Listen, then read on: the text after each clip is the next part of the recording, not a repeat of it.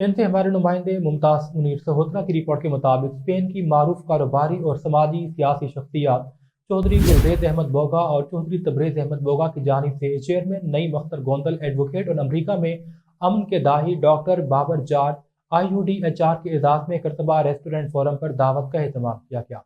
इस मौका पर मुअज़्ज़ज़ मेहमानों की जानिब से चौधरी तबरेज बोगा को स्पेन की नेशनैलिटी मिलने पर मुबारकबाद पेश की गई। सियासी और करीबी फैमिली मेम्बरान ने भी इसमें शिरकत की। दावत में पहुंचने पर मेहमानों का गुलदस्ते पेश करके इस्तकबाल किया गया। आगाज तिलावत कलाम पाक से हुआ। स्टेज सेक्रेटरी की फराइद मारूफ जर्नलिस्ट मिर्जा नदीम बेग ने सरंजाम दिए।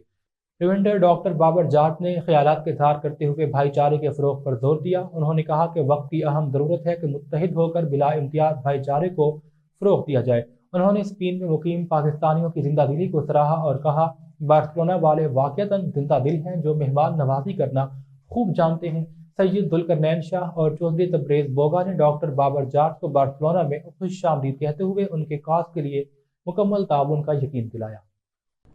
जब एक इंसान का कत्ल होता है तो तमाम इंसानियत का कत्ल होता है। ह्यूमन राइट्स की जो वायलेशन है वो दुनिया के तमाम खित्तों में पाई जाती है, लेकिन उसकी जो शक्लें हैं वो फर्क हैं। लेकिन बिलखसूस आपका जो इशारा जो फलस्तीन की तरफ है और आपका जो इशारा जो है वो कश्मीर की तरफ है, तो वहां के जो जमीनी हकाइक जो है पहले हमें उनको जानना बहुत जरूरी है कि वहां के जमीनी हकाइक क्या है। क्या वहां की जो गवर्नमेंट और वहां की जो रजीम है या वहां के जो मकामी लोग हैं क्या वो वाकई इसका हल चाहते हैं?